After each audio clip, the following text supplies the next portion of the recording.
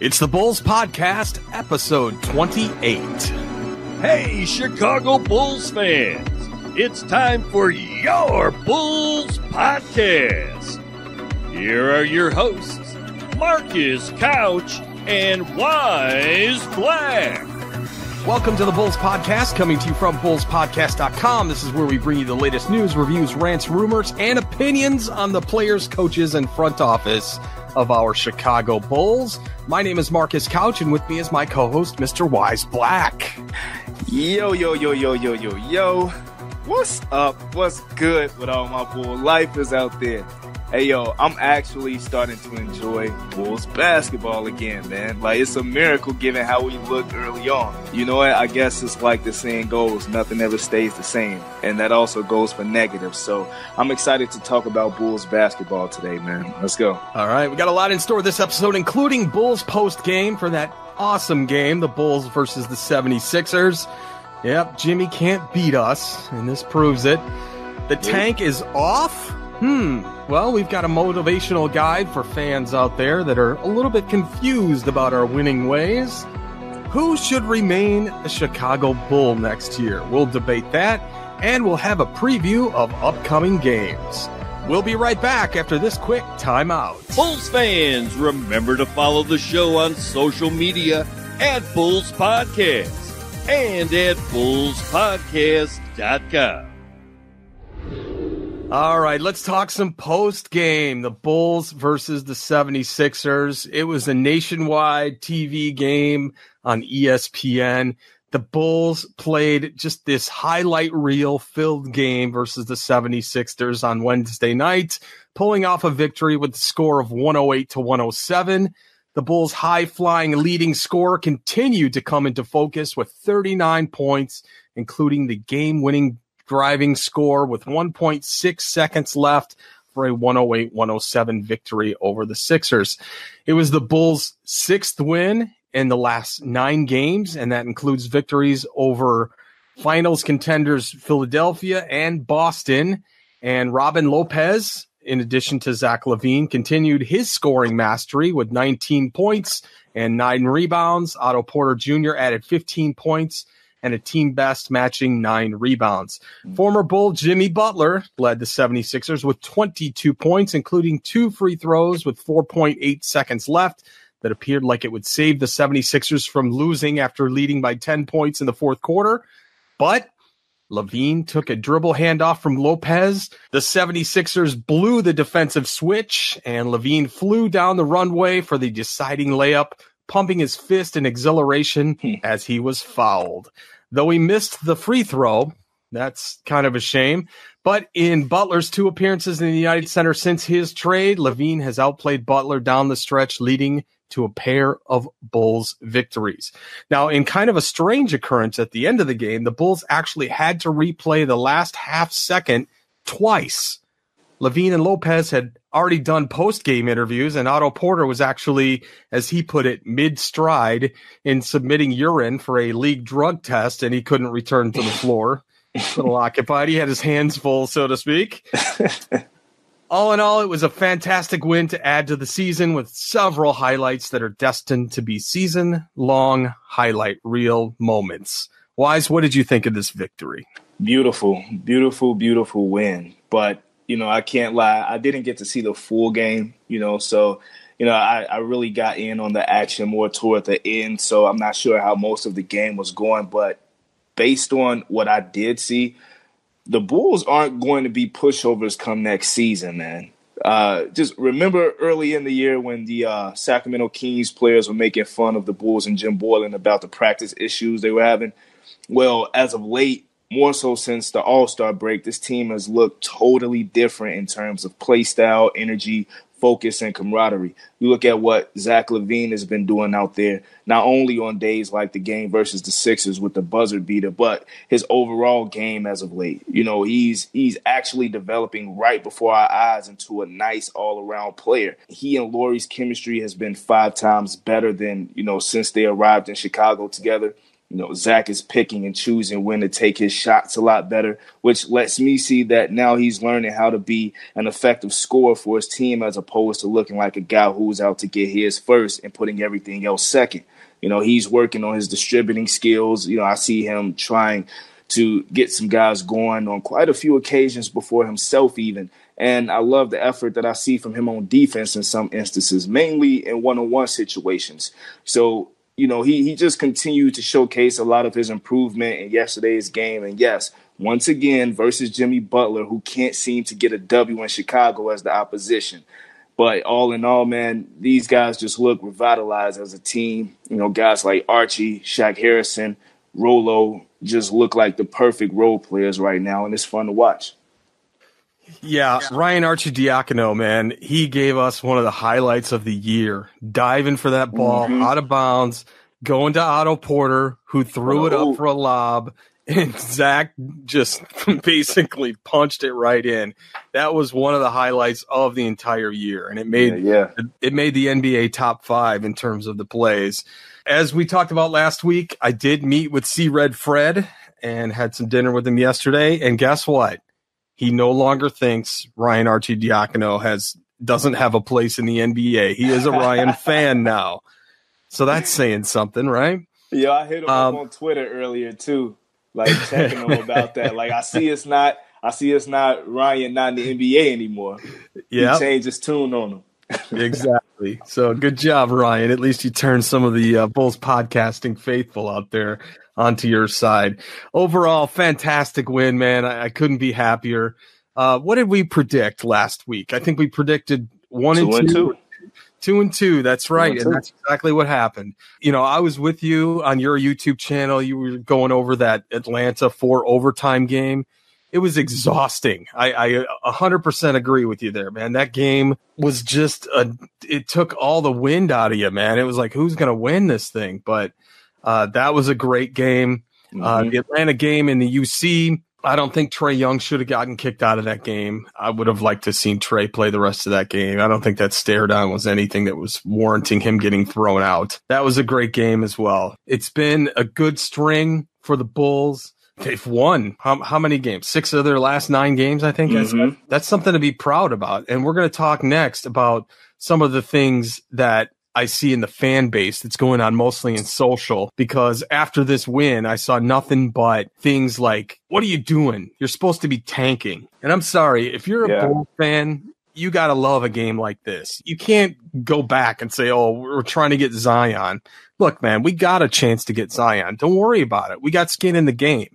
So we're going to take a quick break and come back with our motivational guide for fans right after this.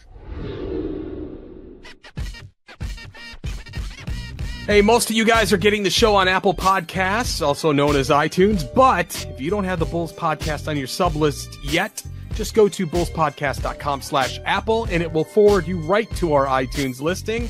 If you are subscribed, we would appreciate a review since it does help out with the ratings. You can give us a 5-star, 4-star, or even 1-star. But hey, man, be honest. Tell us what you like, what you don't like about the show, and help bring new listeners to the Bulls Podcast. Again, that link is bullspodcast.com/Apple to get the show on iTunes. Okay, fans, I've seen you on social media. Some of you guys out there don't even get to relish a victory when we get it. Come on. Games like a 4 overtime game against Atlanta, games like this awesome win against the 76ers, kind of putting Jimmy Butler in his place. These are things that you need to revel about. You need to wrap this wind blanket around you and enjoy that warmth. There seems to be this big disconnect with fans when it comes to the lottery, tanking, and even getting wins for this team. Every social post that talks about a win, there's always this slew of fans that go, what are you doing? We're supposed to be tanking, or you can't even tank right. You're so dumb. Sometimes even berating the team just for pulling off a win, suggesting that tanking is our only option 100% of the time. While tanking is in the overall plan for fans in the sweepstakes for Zion Williamson or even for John Morant, it should never take the place of the feeling of an outstanding win. The point should be that we're going to win some games, but it needs to be the right games. winning games against Boston, that 4 overtime game against Atlanta, and our recent victory against the 76ers proves that the Bulls do have a lot of heart. And this is a crucial thing to get key free agents to play in Chicago. As you mentioned, people like the Kings and things, they were laughing at us early in the year. It seemed like no free agent would ever come to Chicago, given the strict nature of Jim Boylan and everything else, even though Boylan as a coach has 3 rings. All these pieces seem to be there for the Bulls to be an outstanding playoff-bound team next year, but it's up to the fans to support the team, win or lose. Enjoy these games and hope for a great future ahead for the Bulls. Man, I couldn't have said it better. I absolutely agree with you 100%. I think so many of us fans get so wrapped up in the idea of, if we're not going to the playoffs, then what's the purpose of winning? And when you think like that, you'll end up with a team like the 76ers before they got Embiid and Ben Simmons, where those guys were losing year after year, going through different coaching changes, players on the team actually accepting the idea of tanking and not giving it their all. Hearing rumors of possibly losing a team in your city because it's so bad, not seeing the purpose of showing up for games because you expect your team to lose 90% of them, and when you start a culture of nonchalant losing, oh man, like it's definitely going to be a while before you turn that around. And not only because of an untrustworthy front office, but why would a top free agent want to be with a franchise that doesn't value winning, like you said? So while a top lottery pick would be nice, it may not be worth it in the grand scheme of things if it's at the price of integrity. Just ask the Phoenix Suns, who had the number 1 pick last season and still has the worst record in the league right now. Yeah, I don't know any player that would want to go play for Phoenix right now. I don't care. They got 3 number 1 guys, and it's not worth it. I wouldn't want to play for Orlando, who's had a lot of top picks. I just don't think it would be feasible. And I think the city of Chicago, it was so great to hear that Chicago UC crowd going off last night. It was so great to hear them yelling defense, to yelling, let's go Bulls. We haven't really heard that much this year. It's really a lot more entertaining to be a fan watching, not only in the UC, but watching on television when you hear those kinds of things. So fans, if you can help it, don't be kind of this social media idiot and scream for the Bulls to tank every single time.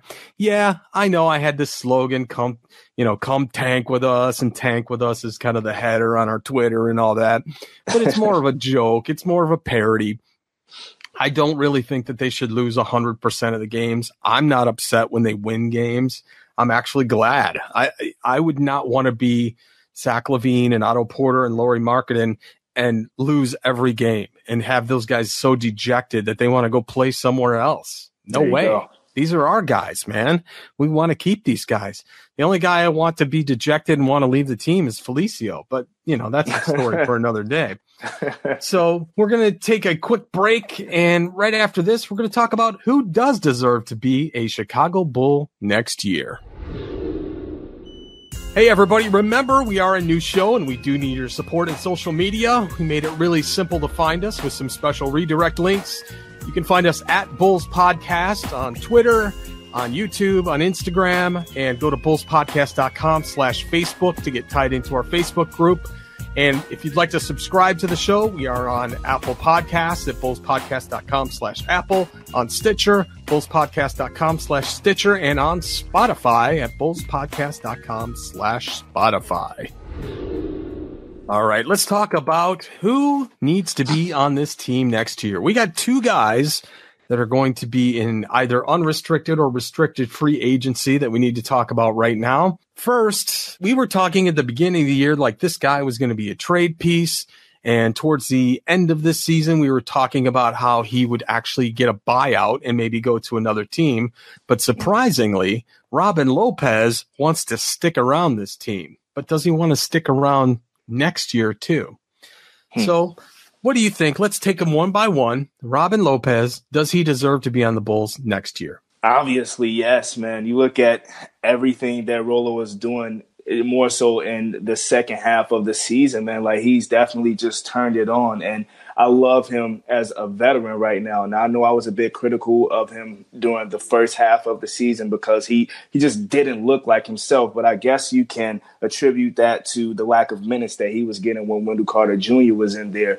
But it seems like ever since he's been getting minutes now, and I also think since he's heard a team like the Golden State Warriors being interested in him, that he has completely flipped the switch and he's just pulling all of his moves out of the bag, man. And Robin Lopez is that perfect veteran that I feel like we need on this team. And I definitely think we would miss him were he to leave next year. But all the while, I do want Robin Lopez to come back next season. I highly doubt it. I think it's a bit far-fetched just because you look at what he's doing right now. Robin Lopez is playing for a contract next year. Robin Lopez wants to get paid. Like, while he is like a really great guy, and I think he is a team guy, he's still a guy who wants to get paid. Every guy in the NBA does. You can't tell me they don't. So while we all, I'm pretty sure, want Robin Lopez back next year, I think it's a bit far-fetched. Yeah, and I think the pay has got a lot to do with it. I mean, what could we give Robin Lopez? He's already making $14 million a year. It seems very strange that we would be able to come up with that kind of money to pay him for the next year. I don't think he wants less money. He probably wants something in the range of maybe $10 million a year. That's his minimum, right? That's his floor. A guy like that could go to a team that really needs a center and contribute right away.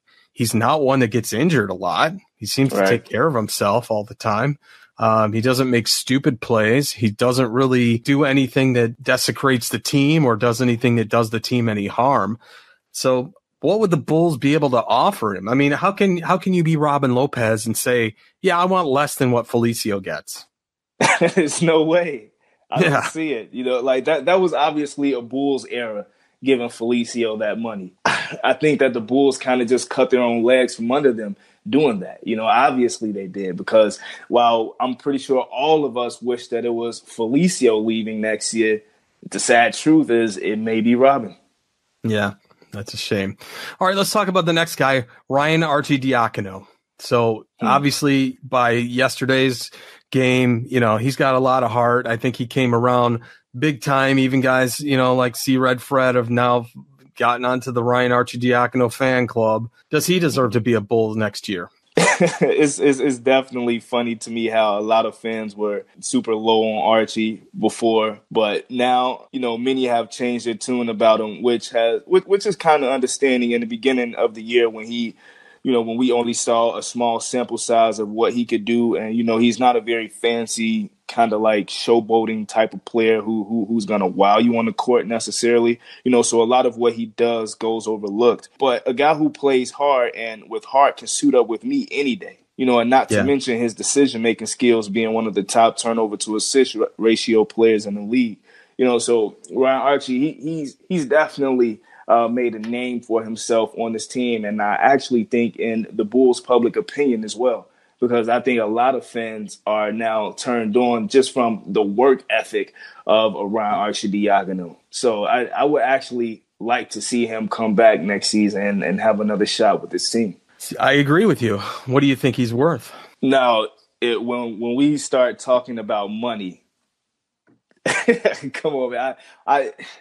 It's kind of hard to say. You know, this is a guy that came from a two-way contract. Right. You know, he came from nothing. You look at what they gave Antonio Blakeney this year, right? I believe it was around 1.3 or something like that, something small like that. I think you ease Ryan Arcidiacono in just because we haven't seen a large enough sample size of what he can do. You don't want to make the same mistake that you did with Felicio, right? Felicio, before he got that contract, actually looked like a player who could turn into something.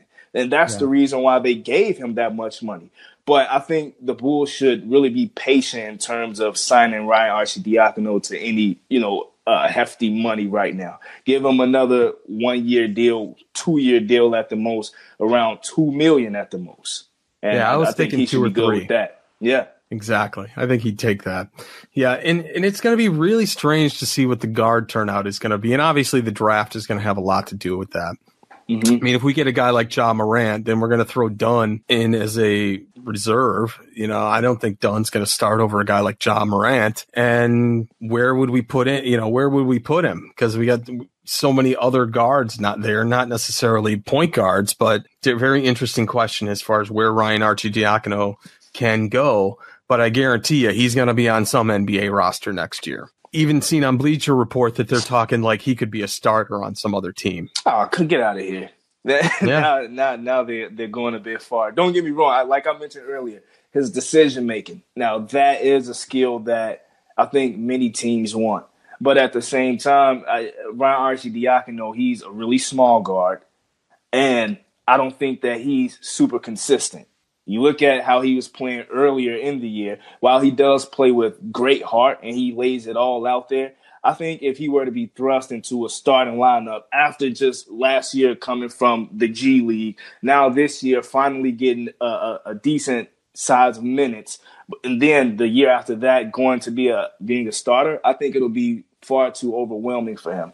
And I think that would probably not bode too well for his career. So I think Ryan should just be eased into it. I don't know what teams are talking about saying that, he could be a starter or whoever said that. Now let's talk about some of the other guys. I'm just going to name off a list here, and you tell me which ones you think you would keep after I'm done, okay? Uh-huh. Let's get TLC. We got Wayne Selden. We got, what's the other guy's name? Shaq Harrison. Shaq. Out of those three guys, which one? How do you order those guys in terms of which ones you'd keep? Like 1, 2, 3. Which ones? Number 1, Shaq. Number 2, Wayne Selden. 3, TLC. Yeah. For me with Shaq, it's basically the same thing with Ryan Arcidiacono. He goes after it when he's on the floor. I think all he really needs to develop is a 3-point shot, and I don't think that's impossible if he could get with the right shooting coach and actually make it his sole purpose to be a better shooter. If Shaq could do something like that, I think he'd be a really, really nice role player. And notice the one guy that I didn't list on there was Antonio Blakeney. And everybody knows I'm a big Antonio Blakeney fan. I wished AB would have tore it up this year. And he did have a nice 17-point game a couple games back. Everybody thought, that was the coming out party of Antonio Blakeney. But then he hasn't played since.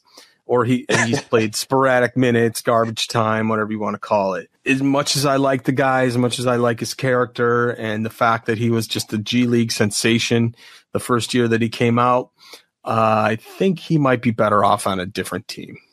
You know what? For me, Antonio Blakeney needs to emulate a guy like Marcus Smart. He's not a big guard, but Marcus Smart is a guy who you want on the floor because of his tenacity and because of, his hard-nosed defense. Like, he's the ultimate hustle guy out there. Like, Antonio Blakeney should have taken over the role of the David Nwaba. That's right. What he was supposed to do when he got that contract. He was supposed to be our David Nwaba. Now, don't get me wrong, I like his scoring, but it seems like that's all he focuses on. When I watch him out there on the defensive end, he's getting blown by. And how are you getting blown by and you're a little dude? Antonio Blakeney he's skinny, so I don't see why he can't stay in front of guys. And his help defense isn't great either. So I think Antonio definitely has to change his mentality before he'll be one of those players that'll stick with the team. I would have loved, that guy can sky. He has got some hops, man. Why is he not a prolific shot blocker? I don't get it. Why can't he do that? Everybody else can do that on the team that's got some vertical, but he doesn't seem to be that guy that wants to step up and do that kind of thing. I think that if he, changed his attitude a little bit, I think he could do that. And that's really, I think, probably where we're going to leave it in terms of who's going to be on the Bulls next year or who should be on the Bulls next year. I'll tell you what, adding Otto Porter to this team changed everything. It changed everything. Are we even missing Portis or Parker? Has anybody said, oh man, I wish we had Parker still. I wish we had Bobby Portis still. No, nobody's saying that, man. Nobody. I would have hated to have gotten into this thing where we give all our money to Bobby Portis at the end of this year if he would have still been on this team. And then we're stuck. and we wouldn't have had an Otto Porter Jr. on this team. And it's obvious that our players and our roster loves playing with Otto Porter. And it's obvious that Otto Porter loves being in Chicago. There's no two ways about it. You can tell on the court, he is super pumped up when he could throw a lob to Zach. He is super jacked when they make a great play or he goes off for an average of, like 20 points or something like that in a game. Yeah. I mean, he's just been Mr. Consistent for us, and that's exactly what we needed. We didn't need this diva, Bobby Portis, pretending that he was the end-all in terms of the Bulls, because we don't need a guy like that. We had that with Jimmy Butler. We don't need that with Bobby Portis. I don't necessarily know if he was a diva or a crybaby per se while he was with the team. When he was with the team, I didn't necessarily see that in him. But obviously after he left, you could tell he's a scoring player. He loves Chicago. So I feel for him. He's probably the only one that I feel for that has left this team in a long while. Jabari, he wanted to go. You know what I'm saying? Yeah. So I get that. But you're definitely right in the effect that Otto Porter Jr. has had coming over here. When you hear the saying that goes, maybe a guy needs a change of scenery, a lot of times it doesn't work out. Sometimes it doesn't work out when guys change teams. Sometimes they even get worse when they go to another team. Look at how Dwight Howard and a number of other guys, when they went to another team, their career just went down. But Otto Porter Jr., he has definitely shown that he is the exact example of needing a change of scenery. Because when he was with the Washington Wizards, he was in between John Wall and Bradley Beal, players who looked to be superior to him. But after coming over to the Chicago Bulls, Otto Porter Jr. looks like, man, what would you rank him? I would have to say he has to be like top 2 or 3 right now. Yeah, absolutely. You know what I'm saying? He has to be. And I say that because of the effect that he's had on the entire team, man. Now, I know you look at Zach LaVine and what he's doing right now, obviously, like he's a bona fide rising star. The same for Lloyd Marketing. But I'm a little bit in between right now. I don't know. You know what I'm saying? I definitely think that Otto Porter isn't necessarily done growing as a player. I think he still has room to grow. He's only 25 years old, too. And I scoffed at that contract. I was like, man, $27 million for multiple years. But now I look at it and go, man, this guy's that good. I'm happy we got him for multiple years for that money. It's a bargain. And he makes our guys play way better. Look at how Zach's played since then, since Otto's come to the team. Look how Lowry's played. They play better. Their numbers prove it. The games prove it. Look at how many games we've won in that time, and look how many tough teams that we've played. That Otto Porter really made the difference. And look at the games where Otto Porter's not in the game, right? And see what happens. The chemistry is off, So as much as I love, Chandler Hutchison, sorry, man, but our number 2 guy has got to be Otto Porter Jr. That's just the way it goes, man. But, I mean, that's one thing that we're missing. We're just missing that stellar point guard, and, man, this is going to be a monster of a team. I can feel it. You can tell. You can tell. So, all right, well, that was a healthy debate there in a round table. So we are going to take a quick timeout, and we're going to come back with a preview of the upcoming games this week. All right, fans, we got 3 games that are coming up this week. First, we got 2 games against the Pistons. On Friday, March 8th, we're going to play the Pistons at home in Chicago at the UC. Sunday, March 10th, we're going to play in Detroit. Same team, the Detroit Pistons. This is kind of like a repeat of last week, where we had a dual match against Atlanta. Hopefully this doesn't go 4 overtimes. And then Tuesday, March 12th, we're going to play the Lakers, and I'm sorry, man. I keep seeing all this, hey, LeBron passed Michael Jordan. Yeah, except not in rings, did he? So no. Points doesn't mean anything. He'll never be the GOAT. I don't care what you say. He's never going to be the GOAT to me. He's not. He's not, man. Go get 6 rings, then you're the GOAT. Sorry. That's a debate for another day. Although I don't disagree with you, but yeah. So what do you think, Wyse? How are we gonna divvy up these 3 games in terms of wins and losses? So last week, I said that the Bulls were gonna win one at home versus the Atlanta Hawks and lose in Atlanta, but they flipped it on me. Yeah. So this week, I think, and I also saw a stat where the Bulls are a much better away team than they are a home team. It's really weird. But the Bulls have won more games away than they have at home. So this week I'm going to go with a W in Detroit just because I don't think that Detroit is that great of a team, if you ask me. They are a playoff team right now. They are a pretty decent team, but I don't think that they're one of the top teams or like they're an unbeatable team. And how the Bulls are looking right now, I definitely think we could pull out a W. And they're going to lose one of them, though.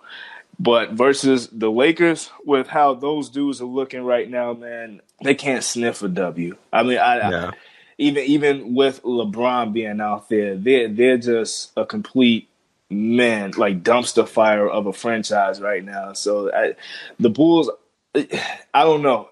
The Bulls could pull out a W in this one. So I see the Bulls going 2-1. I do too. I think, though, that we're going to win at home versus the Pistons. We may drop it in Detroit, but I do agree. I think we're going to beat the Lakers. So I say 2-1 the other way. So I say we get home victories and lose on the road. Yeah. So we shall see next week what happens. All right, we're going to take a final quick break, and when we come back, we'll close it all out.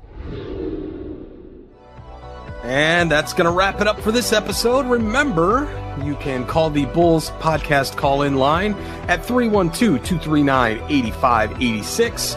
Make sure you follow Wyse Black on all of his social links. You can follow him at twitter.com/radical_creator. And on Instagram, same thing, instagram.com/radical_creator. You can find me on social anywhere, YouTube, Instagram, Twitter, and the like, all at Marcus Couch. Everything show related, you can find on social at Bulls Podcast. Make sure you connect to us everywhere you find us. And bullspodcast.com is our website. Also, remember to check out our compilation website where you can get all of our podcasts as well as all of those for all the other Chicago Bulls podcasters that matter over at bulls.fm. Wyse, closing thoughts from you, my man? Wonderful, wonderful show today. I have fun making it with my guy, Marcus, and I hope you guys enjoy listening today. And as Marcus said, if you like what we do here, please don't forget to subscribe, people. Peace. That's right. Okay, remember, Bulls fans, our magic tankathon number, but hey, that's a relative number. Don't take it too serious, and don't freak out on social media either. We're down to just 19 more losses, and we are 106 days away from the NBA draft and only 70 days away from the NBA lottery. Until next time, thanks for listening, everybody. Go Bulls. Go Bulls. Hey, Bulls fans. This is your Bulls championship announcer, Ray Clay, saying so long, everybody. Go Bulls.